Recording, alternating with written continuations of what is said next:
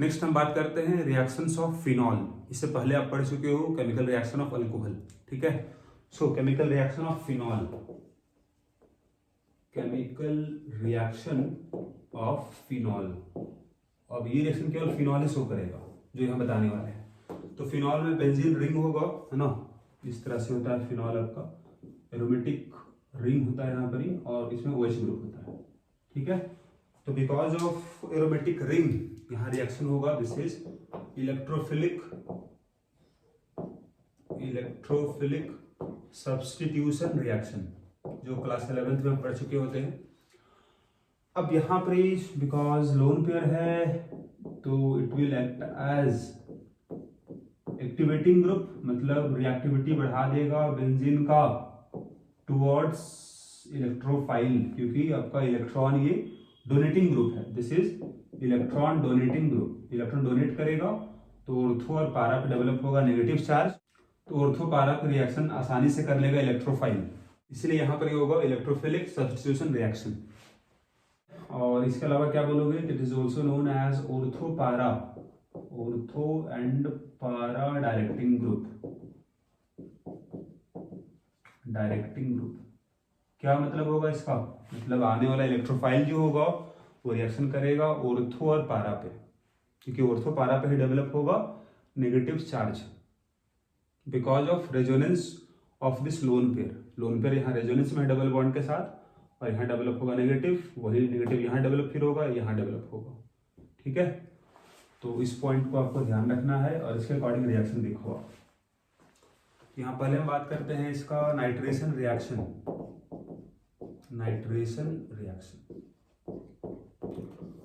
तो सबसे पहले यहाँ देख लो कि अगर रिएक्शन कराओगे आप फिनॉल का, फिनॉल है, अगर रिएक्शन कराओगे आप विथ डाइल्यूट HNO3, और एक बार अगर इसको रिएक्शन कराओ विथ कॉन्क HNO3, है ना, देयर इज कंसंट्रेटेड HNO3, तो यहाँ प्रोडक्ट में कुछ डिफरेंस आएगा। क्या डिफरेंस उसको देख लो आप। अगर डाइल्यूट हुआ तो यहाँ पर ही केवल एक ही जगह रिएक्शन होगा, मतलब ऑर्थो और पारा पे होगा, मतलब यहाँ जो बनेगा प्रोडक्ट आपका, इसके बगल में ऑर्थो ये हुआ और पारा पोजीशन में बनेगा, मतलब पारा पोजीशन पे आएगा नाइट्रो ग्रुप, ठीक है ना। लेकिन अगर कॉन्क HNO3 लेते हो आप तो क्या होगा, यहाँ तीनों जगह रिएक्शन कर जाएगा, मतलब प्रोडक्ट जो बनेगा उसको देख लो, ये OH ग्रुप हुआ, इसका ऑर्थो पोजीशन ये भी है, ऑर्थो पोजीशन ये भी है, NO2 यहाँ भी आएगा, पारा पोजीशन पे भी आएगा। This is known as picric acid, है ना। अब यहाँ पर अगर एक पॉइंट आप ध्यान दो तो OH ग्रुप के बगल में यहाँ पर नाइट्रो ग्रुप है, इसका नेमिंग क्या होगा, this is known as ortho nitrophenol, this is ortho nitrophenol, और इसका नाम क्या होगा, पारा पोजीशन पे है तो इसका नाम हो जाएगा पारा नाइट्रोफिनॉल, ठीक है। अब ये जो मिक्सचर यहाँ बना होगा इसको कैसे सेपरेट कर पाओगे आप, इसको सेपरेट कर सकते हो बड़ी आसानी से आप, है ना, क्योंकि इसमें काफी ज्यादा डिफरेंस होगा बॉइलिंग पॉइंट का। तो यहाँ आप देख लो कि इसका बॉइलिंग पॉइंट कम होगा, ठीक है ना। तो यहाँ देख लो हाइड्रोजन बॉन्डिंग होगा, क्योंकि हाइड्रोजन है बॉन्डेड विथ ऑक्सीजन और यहाँ बगल में इलेक्ट्रोनेगेटिव आइटम है, तो ऑर्थोनाइट्रोफिनॉल में यहाँ पर क्या होगा, there is intramolecular hydrogen bond, मतलब यही पर बनेगा हाइड्रोजन बॉन्ड। लेकिन इन केस ऑफ पारानाइट्रोफिनॉल क्या होगा, तो यहाँ पर ही होगा इंटरमोलिकुलर हाइड्रोजन बॉन्ड, तो दोनों में डिफरेंस है। तो because of intermolecular hydrogen bond इसका बॉइलिंग पॉइंट बढ़ जाएगा और इसका बॉइलिंग पॉइंट कम होगा, तो ये आसानी से अलग हो जाएगा इससे, ठीक है। It is more volatile than this one. तो यहाँ पर देख लो कि किस तरह से आपका ऑर्थोनाइट्रोफिनॉल में हाइड्रोजन बॉन्डिंग काम करेगा। अब यहाँ पर चार्ज डेवलप होगा प्लस, डेल्टा प्लस, यहाँ डेल्टा माइनस, है ना, और डेल्टा माइनस तो है ही, तो यहाँ पर ये माइनस प्लस के बीच में काम करेगा हाइड्रोजन बॉन्ड, इसको बोलते हैं हम लोग है, क्योंकि एक मॉलिक्यूल के अंदर है इंट्रामोलिक्यूलर हाइड्रोजन बॉन्ड। इसके कारण आपका बॉइलिंग पॉइंट नहीं बढ़ेगा। लेकिन अगर बात करें हम पारा नाइट्रोफिनॉल में, जैसे पारा पोजीशन पे अगर नाइट्रो ग्रुप होगा, यहाँ पर ये OH है, यहाँ पर ही नाइट्रो ग्रुप है, तो अब यहाँ पर ये दोनों आपस में हाइड्रोजन बॉन्ड नहीं बना पाएगा। लेकिन अगर इसका एक और मॉलिक्यूल रहा होगा, जैसे आप यहाँ पर देख सकते हो, आप एक और मॉलिक्यूल यहाँ बनाने वाले हैं इसका, तो इसके बीच में अब यहाँ पर डेवलप होगा हाइड्रोजन बॉन्ड, क्योंकि यहाँ पर डेवलप है डेल्टा माइनस, यहाँ डेल्टा प्लस। तो अब यहाँ दो मॉलिक्यूल आपस में जुड़ जाएगा बाय हाइड्रोजन बॉन्ड, और इसको नाम होगा, this is known as intermolecular hydrogen bond. इसके कारण क्या होता है ना कि इसमें मॉलिक्यूल्स आपस में जुड़ जाएगा, तो इसका बॉइलिंग पॉइंट बढ़ जाएगा, क्योंकि वेपर तभी बना पाएगा जब हाइड्रोजन बॉन्ड ब्रेक होगा। नीचे भी जुड़ा हुआ होगा हाइड्रोजन बॉन्ड से, ऊपर भी किसी और मॉलिक्यूल के साथ हाइड्रोजन बॉन्ड बना लेगा, तो सारा हाइड्रोजन बॉन्ड ब्रेक करोगे तभी अलग अलग मॉलिक्यूल हो जाएगा और वेपर फॉर्म में जा पाएगा, तो बॉइलिंग पॉइंट बढ़ेगा, ज़्यादा हीट करना पड़ेगा इस वाले केस में, तो जल्दी अलग हो जाएगा आपका ऑर्थोनाइट्रोफिनॉल। इसका मतलब ये हुआ कि boiling point of orthonitrophenol, suppose A number हो गया, ये बी नंबर हो गया, ठीक है। बॉइलिंग पॉइंट ऑफ ए अगर बात करें हम, ये कम होगा than boiling point of B. Reason क्या होगा, तो रीजन अभी आपको बताया यहाँ पर हम, बिकॉज ऑफ ए में काम करेगा इंट्रामोलिकुलर हाइड्रोजन बॉन्ड और बी में इंटरमोलिकुलर हाइड्रोजन बॉन्ड। और अभी जो बताया आपको हम कि फॉर्मेशन ऑफ पिक्रिक एसिड, मतलब अगर ये फिनॉल है और अगर इसका रिएक्शन होता है विथ कॉन्क HNO3, है ना, कॉन्क HNO3, तो क्या बना था, there is formation of picric acid, मतलब यहाँ पर ही NO2 ग्रुप था और यहाँ पर भी NO2 ग्रुप आया था और यहाँ पर भी NO2 ग्रुप आ जाएगा, this is known as picric acid. लेकिन अगर इस रिएक्शन से बनाओगे पिक्रिक एसिड आप, तो इस रिएक्शन का यील्ड बहुत पुअर होता है, मतलब बहुत कम बनेगा, है ना। तो इसका एक बेस्ट मेथड क्या होता है उसको यहाँ देख लो, आप कैसे बना पाओगे आप पिक्रिक एसिड आसानी से। तो पहले क्या करते हैं हम लोग, पहले इसको हम लोग कन्वर्ट करते हैं, और पहले इसको रिएक्शन कराएंगे हम विथ कॉन्क H2SO4, ताकि यहाँ पर पहले क्या होगा, तो सल्फोनेशन हो जाएगा। तो पहले ये बनाता है इस तरह से SO3H और SO3H, सो पहले ये बन जाएगा, और यहाँ पर ये जो this one is better leaving group, ये बड़ी आसानी से निकल जाता है। तो अब अगर यहाँ पर आप रिएक्शन कराओ विथ कॉन्क HNO3, तो रिएक्शन का यील्ड जो होगा काफी ज्यादा होता है।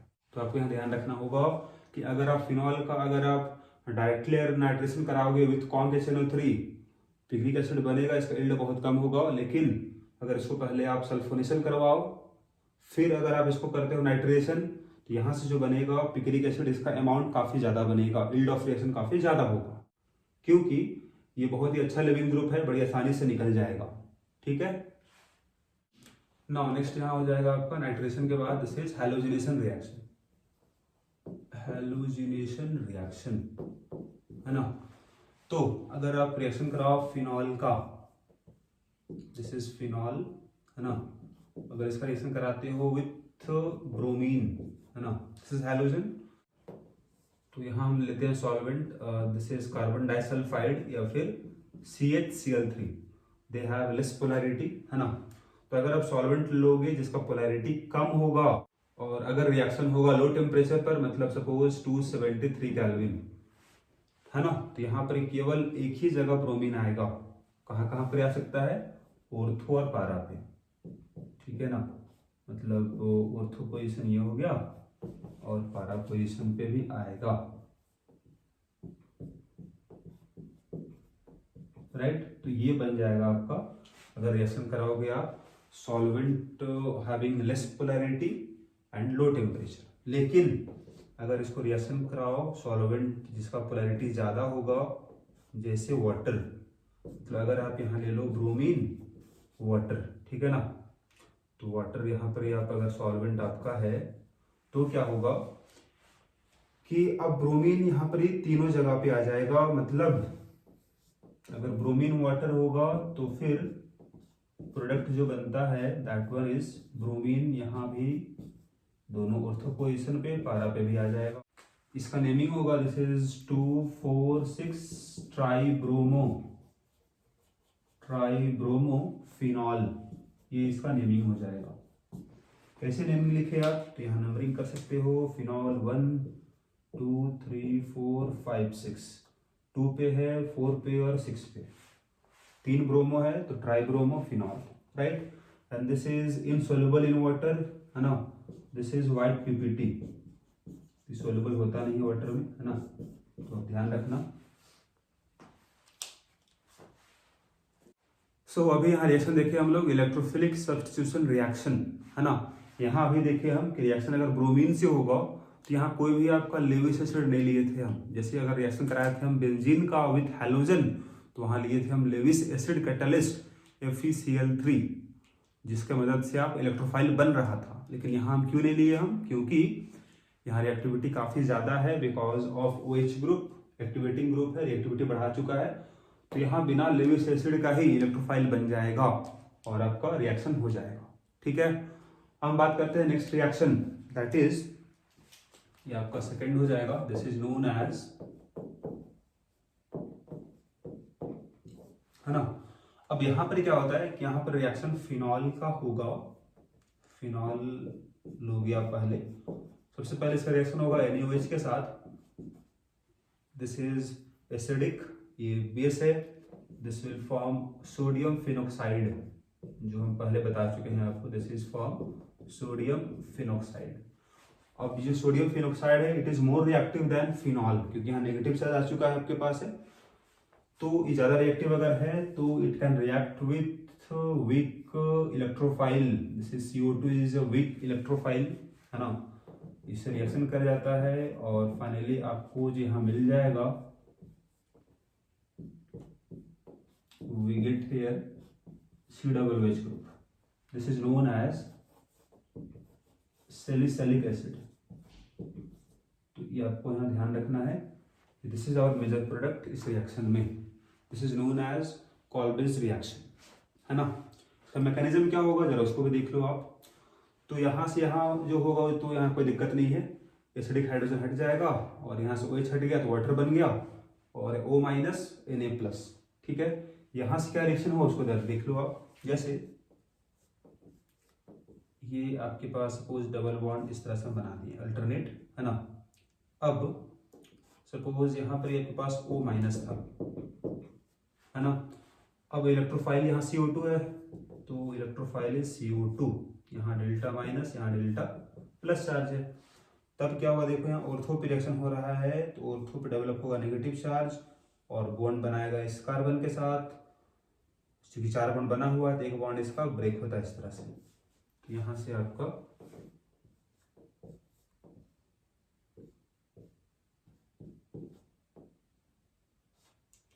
तो ये आपका इस तरह से बन जाएगा, यहाँ डेवलप हो जाएगा नेगेटिव चार्ज, राइट। ये बन जाएगा फाइनली। अभी यहाँ पर क्या हुआ है, दिस इज नॉट एरोमेटिक, तो ये आपका एरोमेटिसिटी गेन करता है इस तरह से, है ना। H+ यहाँ से निकल जाएगा, दिस विल बिकम एरोमेटिक, फिर से बन जाएगा एरोमेटिक यहाँ पर ही, और ये बन गया आपका फिर से नेगेटिव, यहाँ बन चुका है नेगेटिव, और यहाँ पर ग्रुप आ गया आपके पास, दिस इज इस तरह से। लास्ट में क्या बोले आपको हम, पहले रिएक्शन CO2 से होगा, फिर सेकंड स्टेप में हम एसिडिफाई करेंगे, H+ हम ऐड करेंगे, एसिड ऐड करेंगे। तो एसिडिफाई अगर करोगे तो H+ कहाँ कहाँ ऐड होगा, जहाँ जहाँ नेगेटिव होगा, तो यहाँ दोनों जगह नेगेटिव है। तो finally what we get here, this one is our OH group और यहाँ आएगा COOH group. So this is our mechanism, है ना। अब अगर आपका क्वेश्चन होगा कि वाई ऑर्थो पे ही क्यों बना यहाँ पर COOH ग्रुप ऑर्थो पे ही क्यों आया, तो इसका रीजन क्या होगा, बिकॉज ऑफ हाइड्रोजन बॉन्डिंग, मतलब इसका जो H होगा it will make hydrogen bond with oxygen, ठीक है। तो because of hydrogen bonding this product is major, ठीक है। तो इसका नेमिंग तो ऐसे है सैलिसिलिक एसिड कॉमन नेम, लेकिन इसका IUPAC नेम आप बता सकते हो, है ना, IUPAC नेम। दिस इज, यहाँ पर मेन फंक्शनल ग्रुप हो जाएगा COOH, तो ये 1 होगा, ये 2 हो जाएगा, तो this is 2 hydroxy, this is benzene carboxylic acid, है ना। ये इसका IUPAC नेम हो जाएगा। हाँ, यहाँ पर थर्ड रिएक्शन होता है, this is known as Reimer Tiemann reaction. ठीक है, अब यहाँ पर क्या होगा जरा इसको देख लो। तो यहाँ रिएक्शन होगा फिनॉल का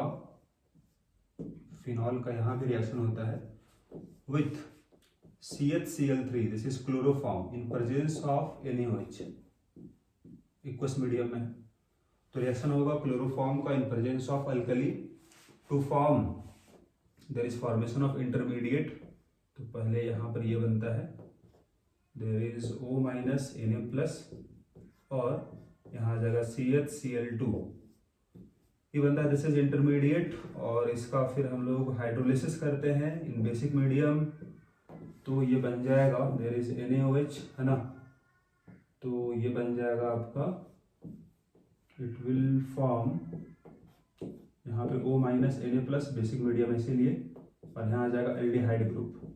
ठीक है, अब फाइनली क्या होगा, इसको अगर एसिडिफाई कर दोगे तो यहाँ भी आ जाएगा आपका H विल फॉर्म, यहाँ आ जाएगा OH ग्रुप, और यहाँ होगा CHO। This is known as salicylaldehyde. तो कॉमन नेम हो गया। अगर इसका लिखना होगा आपको IPC नेम, तो IPC नेम आप बता सकते हो। यहाँ हो जाएगा आपका COOH, यहाँ आपका एल्डिहाइड हो जाएगा मेन फंक्शनल ग्रुप, तो 2 हाइड्रोक्सी बेंजीन कार्बल्डिहाइड। सो अब बात करें मैकेनिज्म क्या होगा, तो यहाँ देख सकते हो आप इसका मैकेनिज्म क्या होता है। सबसे पहले क्लोरोफॉर्म होगा, और अगर बेस है तो क्या हो, जरा उसको देख लो। यहाँ पर 3 Cl ग्रुप है, अगर 3 Cl ग्रुप होगा, Cl इज मोर इलेक्ट्रोनेगेटिव, तो इलेक्ट्रॉन विड्रॉइंग ग्रुप है, इसका मतलब ये हाइड्रोजन हो जाएगा एसिडिक, मतलब दिस यहाँ डेवलप होगा आपका plus charge, minus minus minus, this hydrogen is acidic because of -I groups. तो अगर एसिडिक हाइड्रोजन यहाँ पर है तो बेस यहाँ प्रेजेंट होगा, इसका मतलब बेस आसानी से उसको रिमूव कर पाएगा हाइड्रोजन को।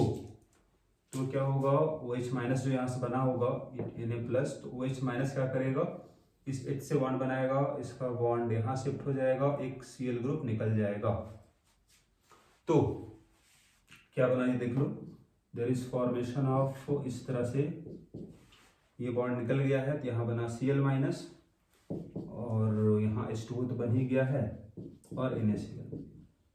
ठीक है, this is known as dichlorocarbene, this is dichlorocarbene, this is our electrophile, है ना, इट हैज इनकम्प्लीट ऑक्टेट। तो इसी का रिएक्शन होगा विथ आवर फिनॉक्साइड आयन, है ना, क्योंकि बेसिक मीडियम अगर है तो फिनॉल तो रहेगा नहीं, बिकॉज इसका एसिडिक नेचर है। तो आपके पास बेसिक मीडियम में किस फॉर्म में रहेगा, तो बेसिक मीडियम में ये आपका फिनॉक्साइड आयन के फॉर्म में रहेगा। तो यहाँ O- हो जाएगा इस तरह से, है ना, और इलेक्ट्रोफाइल आपका आ गया, दिस इज डाइक्लोरोकार्बिन। तो ये आपका यहाँ शिफ्ट हो गया, और ऑर्थो पे डेवलप होगा नेगेटिव चार्ज, ये इसको मिल जाएगा इलेक्ट्रॉन पेयर, तो यहाँ बॉन्ड बना लेगा ऑर्थो पे। तो फिर से जैसे बताया था मैकेनिज्म अभी आपको हम, तो यहाँ आपका डबल बॉन्ड बन गया ऑक्सीजन के साथ, है ना, और फिर यहाँ एक हाइड्रोजन था, और Cl, और यहाँ पर हो गया नेगेटिव चार्ज, राइट। फिर से टू गेन एरोमेटिसिटी, ये हाइड्रोजन बॉन्ड ब्रेक हो जाएगा, मतलब यहाँ से बन जाएगा H+, ये बॉन्ड ऊपर शिफ्ट हो गया, और ये माइनस चार्ज यहाँ अगर है तो ये आपका H+ से बॉन्ड बना लेगा।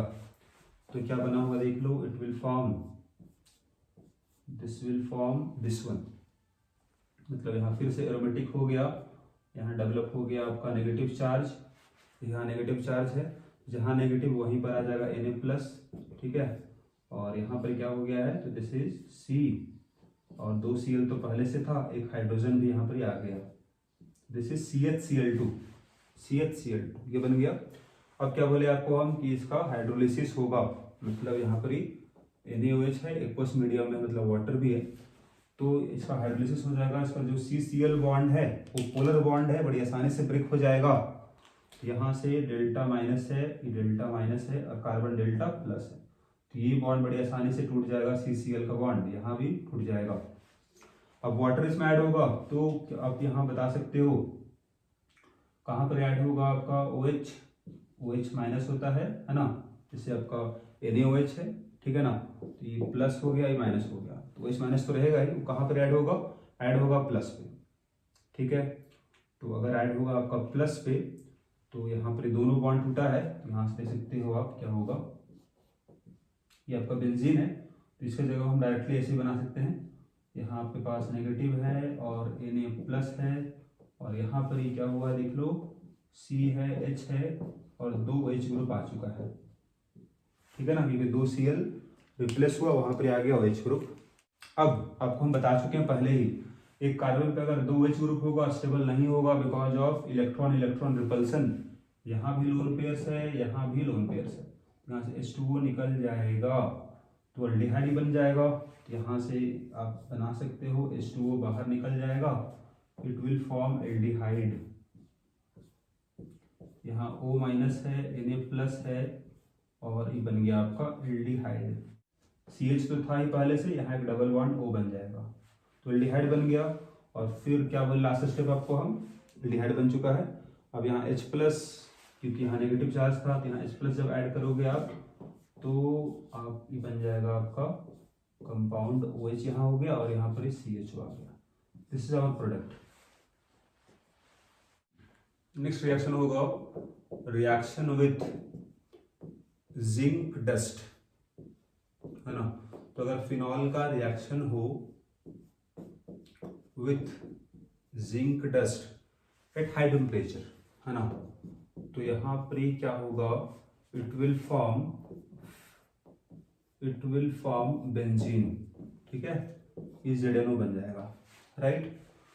एक और यहाँ रिएक्शन होगा, दिस इज ऑक्सीडेशन रिएक्शन, मतलब फिनॉल का ऑक्सीडेशन। यहाँ पर क्या होता है देखो, अगर फिनॉल है और अगर इसका रिएक्शन हो with oxidising agent Na2Cr2O7, medium acidic है H2SO4, जिसे बताया था ना कि K2Cr2O7, उसी तरह से Na2Cr2O7 है, ऑक्सीडाइजिंग एजेंट है, तो यहाँ पर क्या होता है, this will get oxidised to form conjugated diketone, यहाँ जो कीटोन है कंजुगेशन में है, double single double single double, है ना, so this is known as benzoquinone, this is known as benzoquinone,